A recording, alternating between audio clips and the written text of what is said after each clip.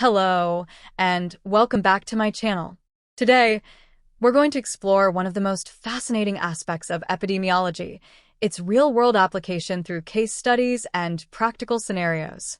If you've ever wondered how epidemiology translates from theory to practice, this video is for you.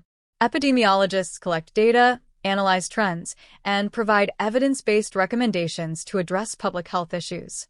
Whether it's infectious diseases, chronic conditions, or environmental health risks, epidemiology is at the forefront of improving global health outcomes.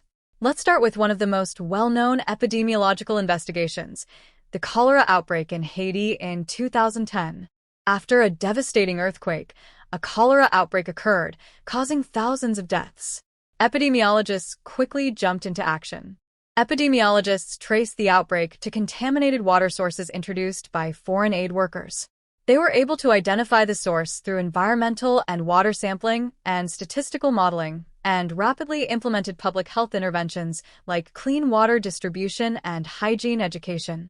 This case is a classic example of how epidemiology can be used to identify the root cause of an outbreak and prevent further spread. Now, let's move to chronic disease epidemiology with the famous Framingham heart study. This study began in 1948 in the small town of Framingham, Massachusetts, and it's still ongoing today. The goal of the study was to identify risk factors for cardiovascular disease. Over decades, researchers followed multiple generations of participants, leading to critical findings such as the impact of smoking, high blood pressure, and cholesterol on heart health.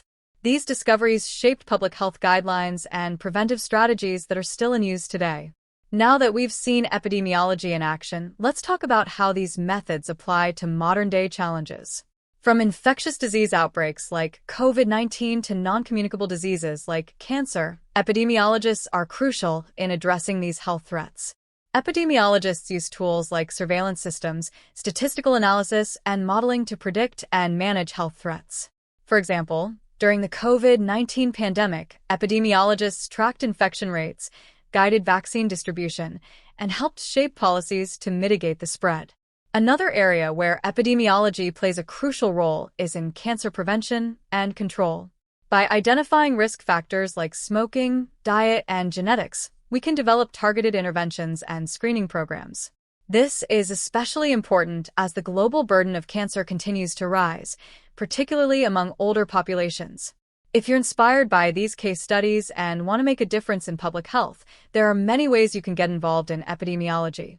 Whether you're a student, a healthcare professional, or simply passionate about health, there are opportunities to contribute to research, policymaking, and community health programs. Consider pursuing a degree in epidemiology, getting involved in public health initiatives, or collaborating on research projects. Every bit of effort helps build a healthier world. That wraps up today's video on epidemiology in action. I hope these case studies have shown you the vital role epidemiologists play in protecting and improving public health.